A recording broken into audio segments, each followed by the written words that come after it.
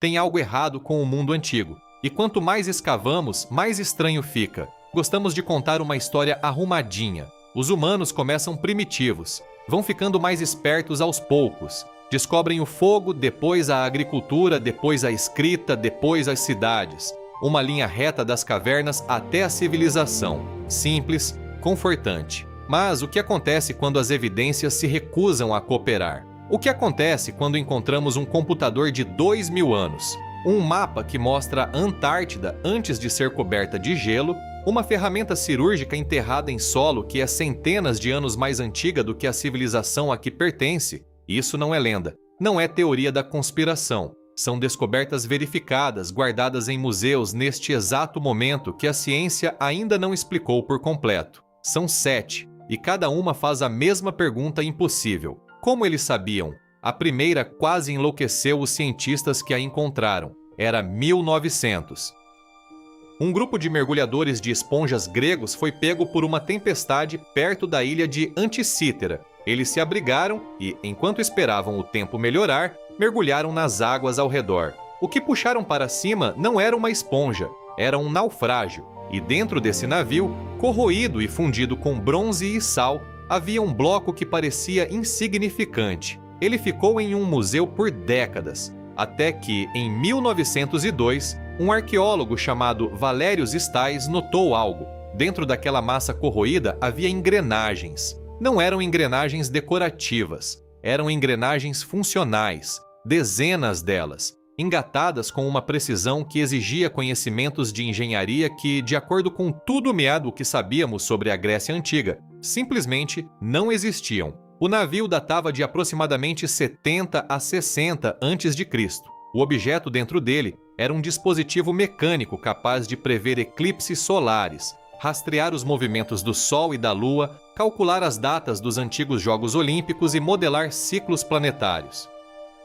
Ele tinha um mecanismo de engrenagem diferencial. Essa tecnologia só seria redescoberta na Europa no século XVI, uma lacuna de mais de 1400 anos. Pesquisadores modernos usaram tomografias para analisar cada camada do mecanismo. Quanto mais estudam, mais sofisticado ele se revela. Uma análise recente descobriu que ele podia modelar a órbita irregular da Lua usando um modelo matemático desenvolvido pelo astrônomo Hiparco. Esse modelo exigia um entendimento do movimento elíptico que só foi formalmente reestabelecido por Kepler em 1609. O mecanismo de Anticítera não é uma farsa, ele é real. Está no Museu Arqueológico Nacional em Atenas, e ainda não entendemos completamente como foi construído, quem o construiu ou por que nada parecido sobreviveu. Algo com esse nível de sofisticação não surge do nada. O que significa que ou havia uma tradição inteira de engenharia mecânica no mundo antigo que desapareceu sem deixar um único rastro, ou estamos ignorando algo enorme sobre a capacidade dos povos antigos. Essa é a primeira rachadura na nossa história arrumadinha. A segunda é um mapa. Em 1929, em Istambul, um grupo de estudiosos examinava uma coleção de documentos antigos no Palácio de Topkapi, quando encontrou um mapa desenhado em pele de gazela. Ele foi feito em 1513 por um almirante otomano chamado Piri Reis. Ele anotou nas margens que o havia compilado a partir de mapas-fonte mais antigos, alguns dos quais, ele afirmava, tinham séculos de idade, possivelmente da época de Alexandre o Grande. O mapa é impressionantemente preciso para a sua época. As linhas costeiras do Atlântico, da África e da Europa estão bem desenhadas. A costa da América do Sul aparece com uma precisão surpreendente, mas há algo na parte inferior do mapa que simplesmente não deveria estar lá: uma massa de terra detalhada, com características costeiras claramente delineadas. Essa massa de terra corresponde ao contorno da Antártida. A Antártida foi oficialmente descoberta por exploradores ocidentais em 1820. O mapa de Piri Reis foi desenhado em 1513, uma diferença de 307 anos. Mas o problema é ainda mais profundo. A linha costeira mostrada no mapa não é a costa da Antártida como ela é hoje, soterrada sob quilômetros de gelo. Ela corresponde à linha costeira subglacial, o formato do continente que existe sob o gelo. Só mapeamos essa costa no século XX, usando levantamentos sísmicos e tecnologia moderna. Cientistas que estudaram o mapa nos anos 1960, incluindo cartógrafos do Escritório Hidrográfico da Marinha dos EUA, concluíram que o continente meridional no mapa não poderia ter sido desenhado com base no conhecimento da época. O memorando deles, escrito pelo tenente-coronel Harold O. Meyer em 1960 e endereçado ao professor Charles Hapgood, afirmava claramente que o mapa parece mostrar a costa da Antártida como ela teria aparecido antes da última era do gelo. A última era do gelo terminou há aproximadamente 11.600 anos. Nenhuma civilização que conhecemos tinha capacidade de navegação, conhecimento cartográfico ou alcance global para mapear a Antártida naquela época. E, no entanto, o mapa existe. Você pode ir vê-lo. As margens até mostram Piri Reis expressando frustração por não conseguir entender completamente alguns de seus próprios materiais de origem. Essa é a rachadura se alargando. Agora considere as pedras de Sacsayhuaman. Lá nos Andes, acima de Cusco, no Peru, a quase 3.500 metros de altitude, há uma fortaleza construída com pedras tão imensas que engenheiros hoje têm dificuldade para explicar como foram movidas. Alguns blocos pesam mais de 100 toneladas. Uns poucos chegam perto de 200.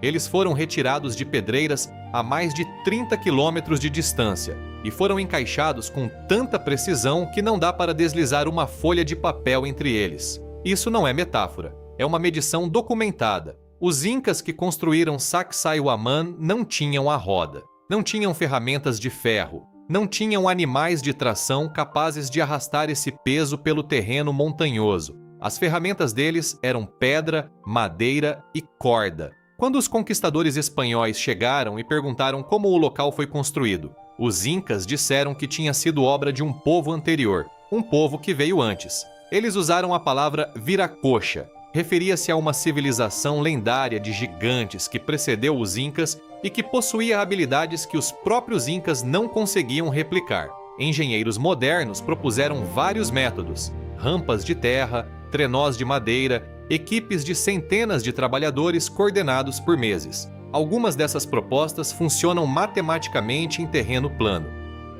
Nenhuma delas explica totalmente como blocos de 200 toneladas foram erguidos e posicionados com precisão submilimétrica na encosta íngreme dos Andes. Não sabemos como foi feito. Essa é a resposta honesta. O que sabemos é que quando os espanhóis tentaram demolir partes da estrutura para usar as pedras em seus próprios edifícios, eles falharam. As pedras eram pesadas demais e estavam encaixadas com tanta firmeza que não conseguiam separá-las com eficiência. Abandonaram o esforço e construíram ao redor delas. Partes de Sacsayhuaman que os conquistadores desistiram de destruir ainda estão de pé hoje. Quem quer que tenha construído, fez para durar. A próxima descoberta vem do solo de uma das regiões mais escavadas do mundo. Em 1965, um historiador belga chamado Jean de Heinzeland de Brocourt trabalhava no que hoje é a República Democrática do Congo, perto de um lugar chamado Ixango, na margem do Lago Eduardo.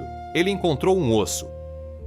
Uma fíbula de babuíno, para ser exato, com cerca de 10 centímetros de comprimento. Era velho, muito velho. O osso datava de aproximadamente 20.000 a.C. O que fez de Heinzelin parar não foi o osso, foi o que estava gravado nele. 3 colunas de entalhes, grupos de marcas organizados em padrões. Os agrupamentos em uma coluna somam números primos entre 10 e 20. Outra coluna mostra o que parece ser uma sequência de multiplicações por 2. Uma terceira contém marcas que alguns pesquisadores acreditam representar um sistema numérico de base 10 ou um calendário lunar. Este é o osso de Ixangô. Ele está no Instituto Real de Ciências Naturais da Bélgica, em Bruxelas. É real, está datado e tem 20.000 anos. Por décadas foi descartado como uma vara de contagem. Caçadores contando suas presas. Marcas simples sem significado mais profundo. Mas quanto mais os matemáticos estudam os padrões, mais difícil fica sustentar essa explicação. A disposição dos grupos não é aleatória. A sequência de números primos, em particular, não ocorre por acidente. É preciso saber o que é um número primo para produzir aquele padrão de forma deliberada. 20.000 anos atrás, A narrativa dominante diz que os humanos eram caçadores-coletores sem escrita, sem cidades, sem matemática. E, no entanto, aqui está um objeto que sugere que alguém, em algum lugar, estava pensando em números de uma forma que só seria reexaminada formalmente na Grécia Antiga, 17.000 anos depois. Toda vez que empurramos a história para trás, já tem alguma coisa lá nos esperando. Considere a bateria de Bagdá. Em 1936, durante escavações perto da vila de Kuyut Haboua, nos arredores de Bagdá, trabalhadores encontraram um vaso de argila com cerca de 14 centímetros de altura. Dentro dele havia um cilindro de cobre. Dentro do cilindro, uma haste de ferro. Eles estavam separados e selados. Quando um arqueólogo chamado Wilhelm König o examinou em 1938, ele teve um pensamento perturbador. Ele reconheceu aquilo, não pessoalmente, estruturalmente. Parecia uma célula galvânica, uma bateria. Quando pesquisadores modernos encheram réplicas com uma solução ácida como vinagre ou suco de limão, o objeto produziu uma pequena carga elétrica, aproximadamente 1 a 2 volts. Não o suficiente para iluminar uma sala, mas o suficiente para galvanizar objetos, para depositar uma fina camada de metal em outra superfície por meio de corrente elétrica. O vaso data do período Parta, aproximadamente entre 250 a.C. e 224 d.C. O conceito de eletricidade só seria estudado formalmente na Europa 1500 anos depois. Aqui é que fica interessante. Arqueólogos que trabalham na região encontraram objetos antigos, particularmente joias e pequenas estatuetas, que parecem ter sido galvanizados. Ouro depositado em camadas finas e uniformes, de uma forma consistente com um processo elétrico, e não com as técnicas convencionais de douramento da época. Não podemos provar que a bateria de Bagdá foi usada para galvanoplastia. O objeto não vem com manual. Não há registros escritos descrevendo sua função, mas sua estrutura é consistente com essa finalidade, e os objetos galvanizados existem independentemente. 2 pontos de dados que não dependem um do outro, mas que se alinham com uma precisão desconfortável. Agora, vamos para debaixo d'água. Ao largo da costa da ilha de Yonaguni, no Japão, em 1986, um instrutor de mergulho chamado Kihachiro Arataki explorava o fundo do mar e encontrou algo que o parou completamente. Formações rochosas maciças, claramente estruturadas, ângulos retos, superfícies planas, níveis em terraços descendo em direção ao leito oceânico. Uma formação que ficou conhecida como o Monumento Yonaguni. Ele fica a profundidades entre 5 e 40 metros. Estende-se por aproximadamente 150 metros de comprimento e 40 metros de largura. A questão não é se existe. Existe. Milhares de mergulhadores já o viram. A questão é se é natural ou feito pelo homem. Os geólogos estão divididos. Alguns argumentam que o tipo de rocha, um arenito fino chamado mudstone, se fratura naturalmente em ângulos retos devido à sua estrutura cristalina. Sob as condições certas, a ação das ondas e o movimento tectônico poderiam teoricamente produzir formas que imitam a arquitetura.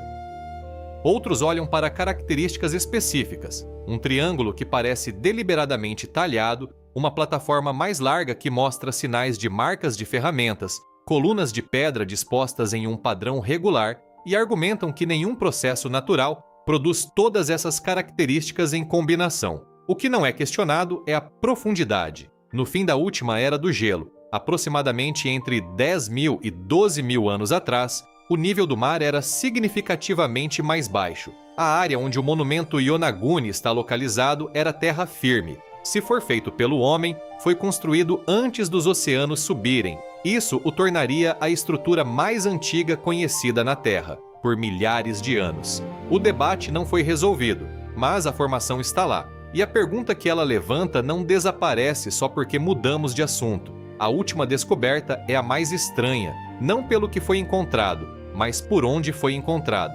Em 1936, o arqueólogo americano J. Reed Moyer descobriu em uma camada de solo geológico intocada em Suffolk, na Inglaterra, ferramentas de sílex. Isso não é incomum. O que era incomum era a camada de onde vieram. A datação geológica situava o estrato em aproximadamente 2,5 milhões de anos. O Homo sapiens não existia há 2,5 milhões de anos. Os primeiros humanos anatomicamente modernos aparecem no registro fóssil por volta de 300 mil anos atrás. Há 2,5 milhões de anos, o gênero de hominídeo dominante era o Australopithecus. Eles tinham um cérebro com cerca de 1/3 do tamanho do nosso. As ferramentas encontradas naquela camada não eram lascas primitivas de pedra. Elas mostravam evidências de formato deliberado. A descoberta foi relatada, depois foi praticamente deixada de lado. Não se encaixava no modelo existente, e quando algo não se encaixa, o primeiro instinto é sempre presumir que o modelo está certo e o dado está errado. Mas as ferramentas foram encontradas, foram documentadas.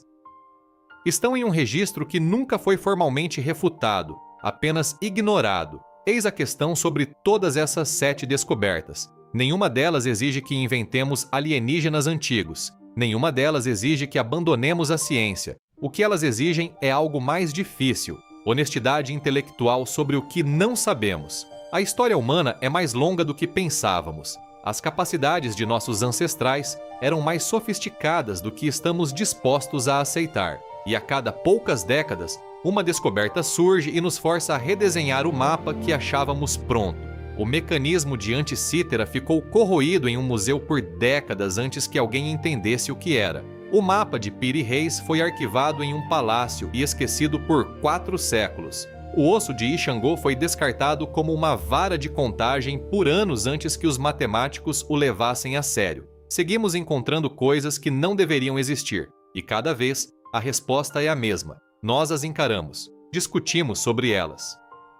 As deixamos de lado. E então, eventualmente, temos que admitir que o mundo já era mais complexo, mais capaz, mais vivo com o pensamento humano do que a história que contávamos sobre ele. 7 descobertas, 7 rachaduras na história arrumadinha. E em algum lugar, agora mesmo, em solo não escavado, em oceano não explorado, em um arquivo que ninguém examinou direito, há mais. O mundo antigo não terminou de nos surpreender. Ele só está esperando que estejamos prontos para ouvir.